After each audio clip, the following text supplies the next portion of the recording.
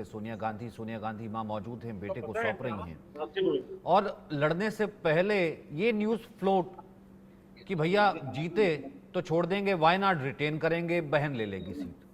मतलब इसका क्या मायने? मायने ऐसे देखो तो कुछ नहीं, और मायने ऐसे देखो तो बहुत कुछ है। आलोक जी जो बात बता रहे थे ना सर, मैं उसको थोड़ा आगे ले जाऊंगा। ये जो सिबलिंग राइवलरी है ना, ये सिबलिंग राइवलरी पब्लिक में नहीं पनपती, वो बंद कमरे में पनपती।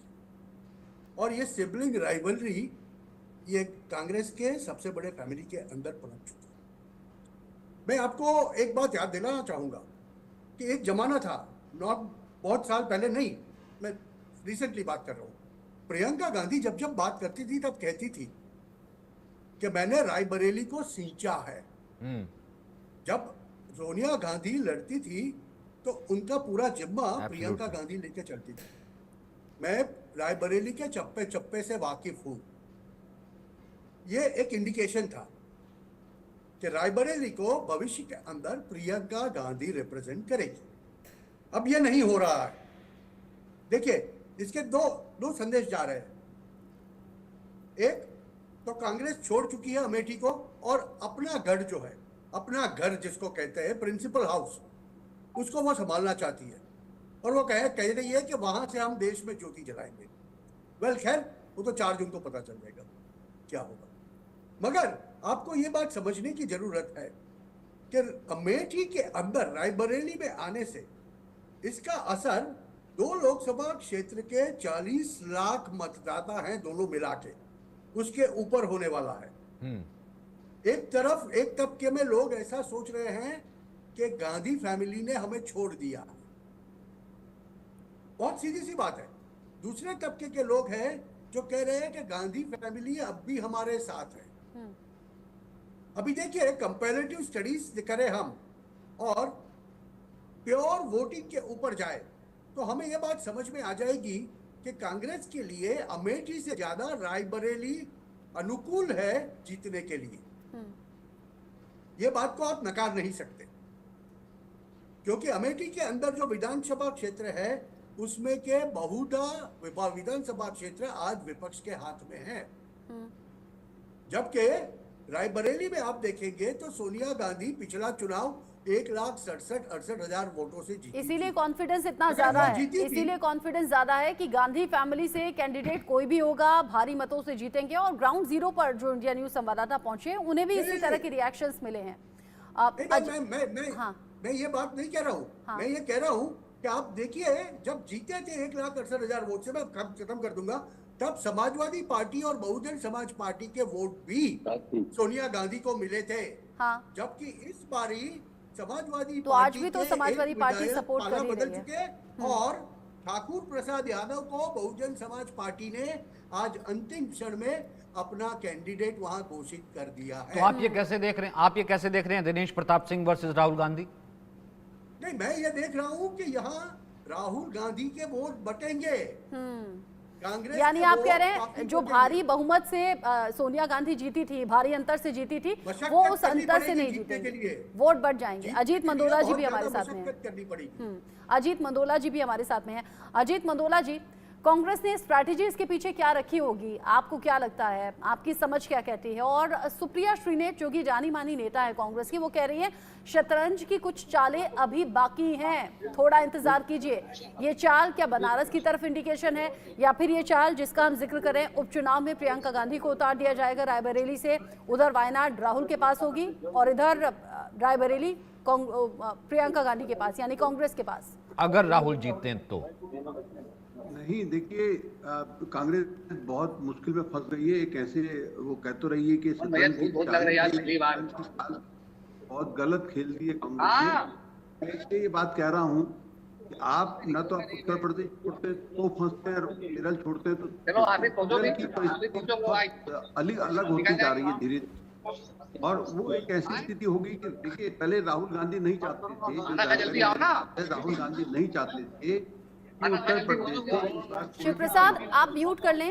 शिव प्रसाद आपके उधर से शोर आ रहा है। क्लियर सोच ये थी कि भाई मैं वायनाड से चुनाव लड़ रहा हूँ, मैं लोकसभा में है, मेरी माँ राज्यसभा में है, और अब अगर प्रियंका गांधी भी चुनाव लड़ेंगी उत्तर प्रदेश से तो पूरा परिवार ही पार्लियामेंट में हो जाएगा। एक तमाम तरह की बातें थी। दूसरा उनका ये कहना था कि अभी जो हालात हैं, जो परिस्थितियां हैं, बहुत अनुकूल नहीं है। वायनाड से अगर वो इस्तीफा देंगे तो संकट होगा।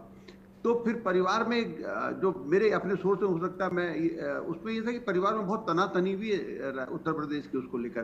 प्रियंका गांधी बहुत गंभीर थी चुनाव लड़ने को, वो चुनाव लड़ना चाहती थी, वो बकायदा चाहती थी कि वो चुनाव लड़े, लेकिन राहुल गांधी ने और सोनिया गांधी ने बहुत वीटो लगा दिया, बिल्कुल आप चुनाव नहीं लड़ेंगी।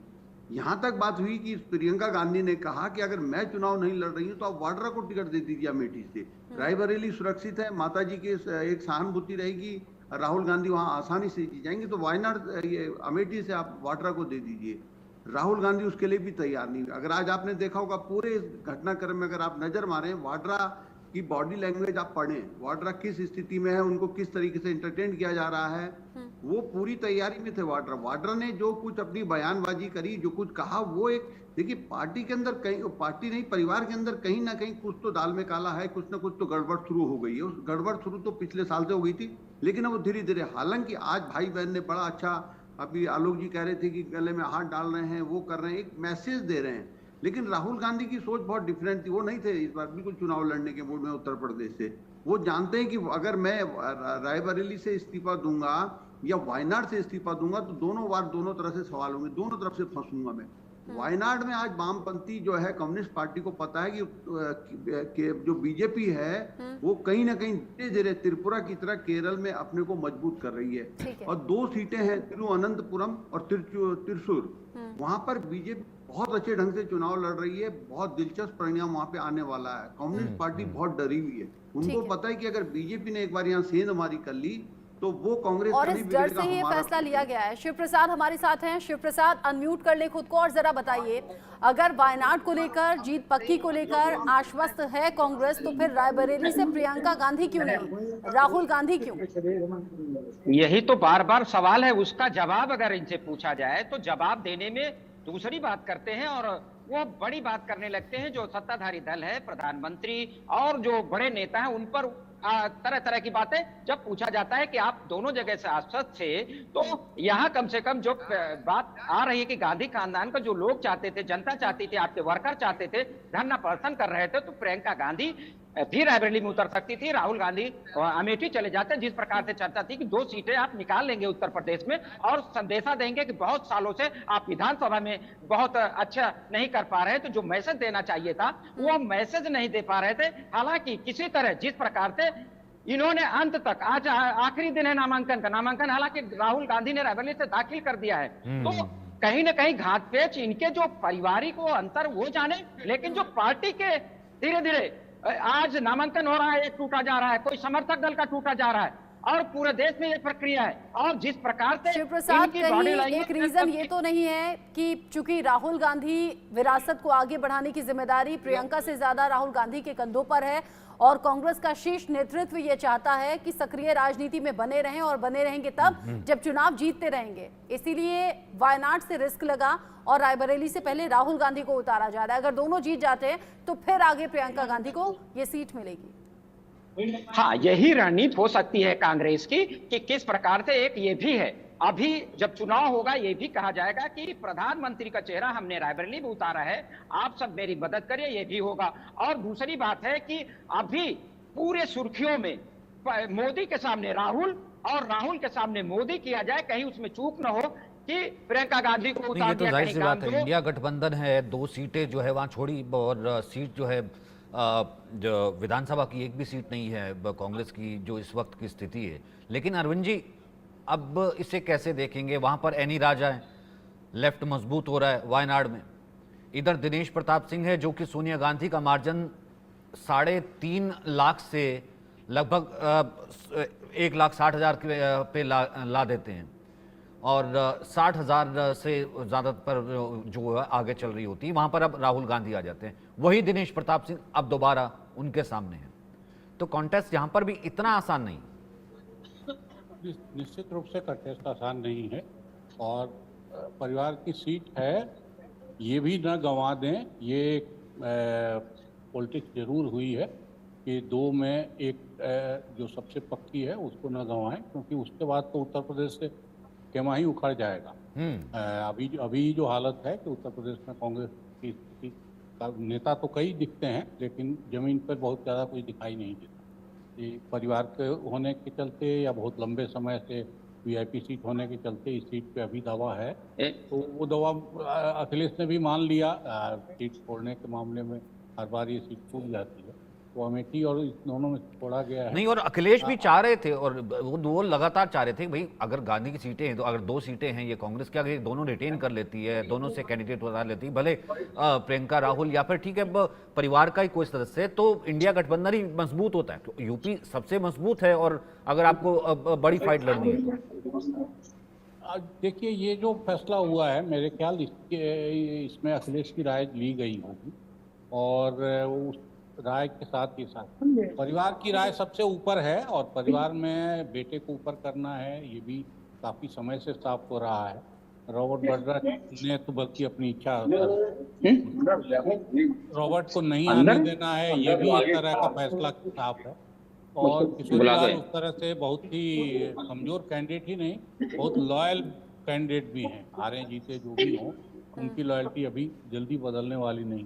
तो वो सब चीज़ें हैं, लेकिन प्रियंका को खाली छोड़ देना और दोनों जने कैंडिडेट हो जाते, तो मेरा अभी भी मानना है कि दोनों हो जाते तो फिर बनारस के बारे में भी जो धुन थोड़ी भी संचालक है, की जिम्मेदारी भी तो बताई है। प्रियंका ने आज कह तो दिया कि पार्टी का संचालन करने की जिम्मेदारी भी तो किसी पर होनी चाहिए।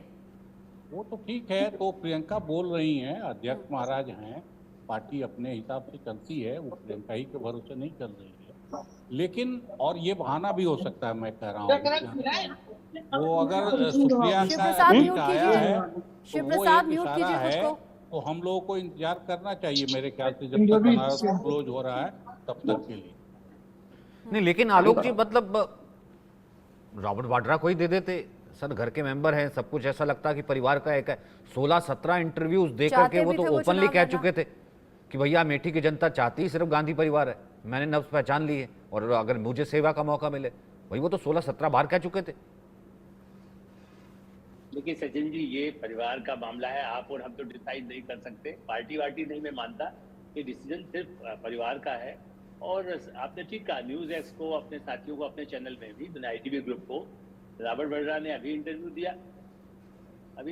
दिया, उसके पहले भी दूसरा एक इंटरव्यू दिया था जब उत्तर प्रदेश विधानसभा के चुनाव खत्म हो गए, और उस चुनाव के बाद जब परिणाम आना था तो उस समय ये पीछे से कौन बोल रहा है? अरे आप बोल रहे हैं भाई, कोऑर्डिनेटर बीच में मत बोलिए।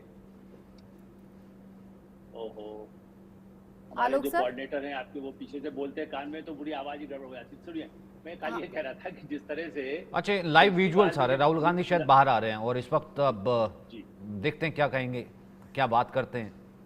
चूंकि नॉमिनेशन फाइल कर चुके हैं फैमिली के साथ, प्रियंका गांधी, मां सोनिया गांधी, रॉबर्ट वाड्रा साथ में मौजूद थे, मल्लिकार्जुन खड़गे भी थे, नॉमिनेशन दाखिल कर दिया है। मीडिया का जमावड़ा है, हर कोई रिएक्शन जानना चाहता है, क्योंकि सुबह जब से अमेठी पहुंचे, फिर रायबरेली पहुंचे, राहुल गांधी कुछ बोले नहीं है। राहुल गांधी ने मीडिया की तरफ हाथ जोड़कर नमस्कार जरूर किया, और क्योंकि पिछले कुछ दिन में ट्रोल भी हो गए थे सचिन, राहुल गांधी जिस तरीके से मीडिया के साथ बर्ताव करते थे, शायद हो सकता है उसको लेकर थोड़ा चुनावी मौसम में सबक भी लिया हो, हाथ जोड़कर नमस्कार किया। लग रहा है कि कुछ बात नहीं कर रहे हैं। हाँ, अभी रिएक्शन का इंतजार है। राहुल गांधी से मीडिया वाले लगातार उनका रिएक्शन जानना चाहते हैं, लेकिन यहाँ परिवार जो निकला है नॉमिनेशन दाखिल करने के बाद, अब गाड़ी में बैठकर मुझे लगता है आगे चले जाएंगे, क्योंकि आज शाम में मीटिंग भी है पार्टी कार्यकर्ताओं के साथ, ऑफिस पर मीटिंग भी रखी गई है। मल्लिकार्जुन खड़गे साथ में, एक बार सुनने की कोशिश करते हैं।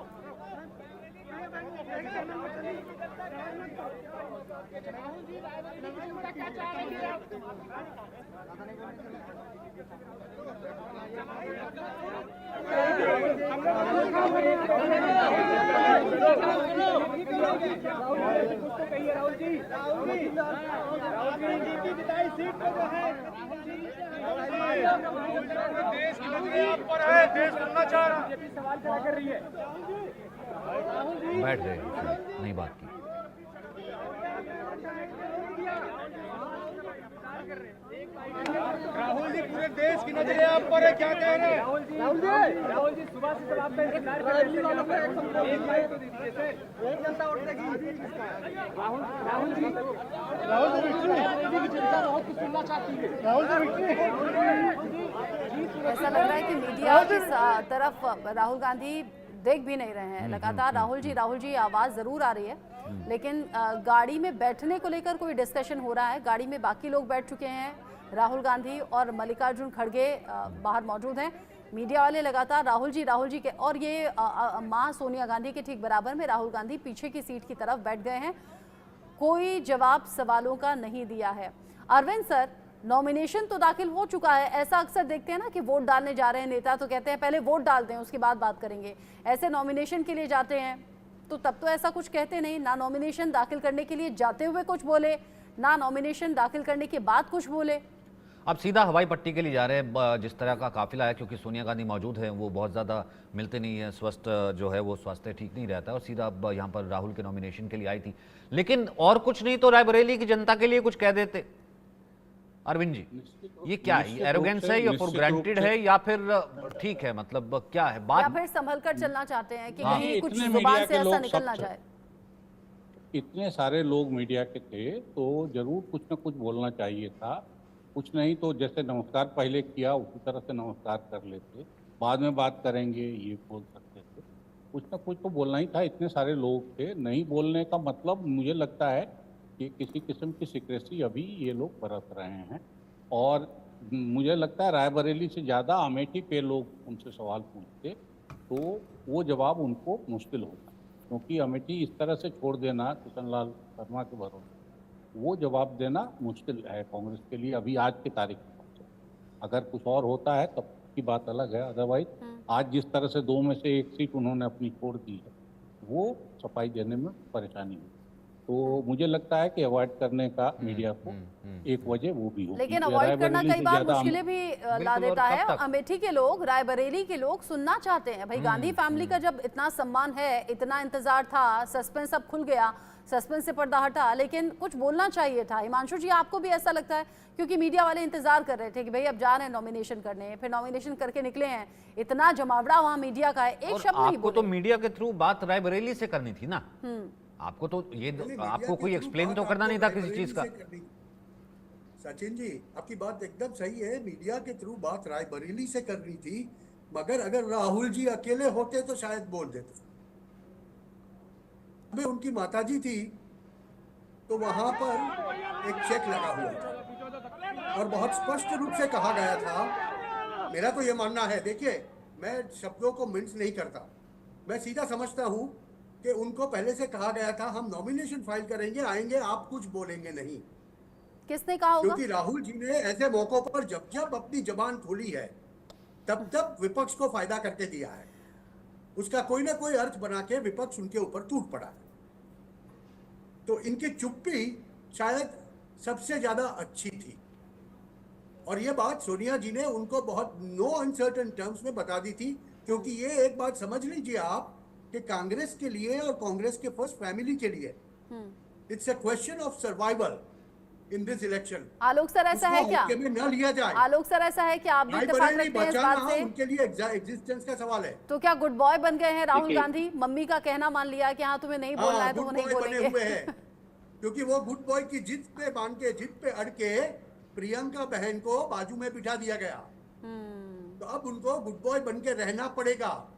आलोक सर, आलोक सर, रचना जी, मैं जो बोल रहा था वो रचना जी, मैं हिमांशु जी की भावना से मैं वो नहीं करता, उनके अवमानना। मैं थोड़ा सा हट करके, मैं इसलिए कि थोड़ा सहज हम लोग उससे इतना, मैं तो राहुल जी के प्रति मेरी बहुत ही सचमुच में, मैं आपको आश्चर्य होगा, मैं बहुत कटु आलोचना भी करता हूँ, लेकिन मैं अपने आप में उनके प्रति मेरी बड़ी सहानुभूति है। क्योंकि मैंने उनको बचपन से देखा ना, वो 12 साल के थे, वो मेरे साथ मास्टर राहुल और बेबी प्रियंका जाते थे। तो थोड़ा सा मेरे सहानुभूति पर बात भी सुने। मेरा ये कहना है कि हम उसके प्रति ये ना देखें, वो असल में क्या है, आपने इसके पहले, मैं इसलिए सुबह से शुरू मैंने वहीं से किया था। देखिए हुआ ये है कि पहले जो प्लानिंग की गई, सरप्राइज, जो सलाहकार की वजह से ज्यादा परेशानी परिवार को होगी। रावण बलरा तो अपनी जगह, उन्होंने पोस्टर भी लगाए थे, वो भी सस्पेंस का हिस्सा हो सकता है। क्योंकि उनको याद नहीं है, बहुत पहले जब चुनाव में गए थे तो ये बच्चे भी छोटे थे, तब रावण बलराम बच्चों को लेकर के भी अमेठी पहुंच गए थे। सबसे समस्या परिवार में है कि भाई वो खुद चाहते हैं कि मेरा हिस्सा भी कुछ हो। बहरहाल अभी ये बात कर रहे हैं कि राहुल जी इसलिए नहीं बोल सकते क्योंकि इससे पहले इंदिरा गांधी से लेके सोनिया जी तक, पिछले इलेक्शन तक ये था कि वो एक कार्यालय में जाती थी, वहां एक पूजा पाठ का आयोजन आज भी था, और इनके समय का टाइम जो भी सलाहकार यहाँ चलिए वहां चलिए वहां चलिए, और जो भी प्लानिंग नहीं होगी, वरना एक दिन रात को भी यदि हमें कहीं वाराणसी जाना है तो मैं भी कहूँ ना सुबह फ्लाइट मिस हो जाएगी तो हमें रात को जाना पड़ेगा। ऐसी स्थिति में उनकी प्लानिंग में कुछ गड़बड़ है या इंटेंशन है, क्योंकि बहुत मॉडर्न है, तो उस पूजा पाठ को छोड़ दिया उन्होंने, बाहर से निकल के चले गए। अपने संवाददाता रिपोर्ट कर रहे थे वहां से, मैं इसलिए मिनट टू मिनट वॉच कर रहा हूँ। आप ये देखिए कि उस समय उसको भी अटेंड नहीं कर पाए। तो प्रथम द्वार से यदि हम कहते, कई बार कहते हैं बड़ा शुभ है, कम से कम मंदिर में यदि हाथ जोड़ना 1 मिनट वहां भी लगता। मीडिया तो चलिए बहुत खराब सवाल है, मीडिया हम लोग बहुत ही खराब है, मैं तो अपनी बुराई, मुझसे बुरा न कोई, मैं तो कहता ही हूँ कि इसलिए मुझे ऐसा लगता है कि मीडिया से नाराजगी नहीं, समय नहीं। उसके बाद वो यदि ये तो कह सकते थे, हाँ एक लाइन, भाई मैं अमेठी की जनता का मैं करता हूँ और रायबरेली का मैं बहुत ही, मुझे हमेशा आशीर्वाद मिलेगा, एक लाइन में कोई हवाई जहाज छूट जाएगा ऐसा मैं नहीं मानता। अच्छा आलोक सर, अच्छा अमित शाह ने तो देखिए भविष्यवाणी कर दी है, हम लोअर ब्रेकिंग में चला भी रहे हैं सचिन। अमित शाह ने तो भविष्यवाणी कर दी है कि रायबरेली से हारेंगे। राहुल को 20 बार तो लॉन्च कर चुकी हैं सोनिया, और ये जो लॉन्चिंग है ये फेल साबित होगी। अजीत मंडोला जी, ऐसा होगा क्या? और मेरा सवाल इसी से ही जुड़ा था अजीत जी, मतलब माँ चाहती है बेटा रहे, ठीक है, बहुत अच्छी बात है वो, ठीक है, परिवार की बात है, कांग्रेस की बात है, सर्वाइवल ऑफ कांग्रेस की बात भी है, जहां कांग्रेस देखी होती थी। पर 2004 से अब जैसे ये लॉन्चिंग की बात हो रही है, आपको लगता है कि रायबरेली अपनी लेगेसी जो है राहुल को दे देना, प्रियंका का यहाँ से चुनाव नहीं लड़ना, ये लास्ट लॉन्चिंग है प्रधानमंत्री के लिए राहुल गांधी की? लास्ट लॉन्चिंग क्या कहूं मैं, देखो क्या है कि राहुल, सच मैं सही कह रहा हूं, राहुल गांधी कतई चुनाव लड़ने को इच्छुक नहीं थे उत्तर प्रदेश, ये जबरदस्ती उनको थोपा गया है। हाँ बिल्कुल। और आज अगर सारे नेताओं की आप बॉडी लैंग्वेज एक बार पढ़ लें, देख लें, तो आपको लगेगा कहीं कोई उत्साह नहीं है, पूजा पाठ छोड़ना कोई उत्साह नहीं है। एक औपचारिकता की गई, मल्लिकार्जुन खड़गे जी ने हाथ पैर जोड़े हैं कि भाई किसी तरीके से इसको तैयार करो, चुनाव लड़े राहुल गांधी, और राहुल गांधी उसके चलते तैयार हुए हैं। राहुल गांधी देखना, अभी आप जैसे जैसे प्रचार आगे बढ़ेगा, मैं देखना चाहूंगा कि रायबरेली अमेठी में प्रचार किस ओर जाता है, क्या होने जा रहा है, क्योंकि अजीत जी आपका फ्रेम फ्रीज हो गया है, नेटवर्क इशू है शायद। स्मृति ईरानी कुछ बोल रही है, सुन लेते हैं। कांग्रेस के सांसद रहे, कांग्रेस के राज में कभी गरीब मुफ्त का राशन पाए? कभी नहीं पाए।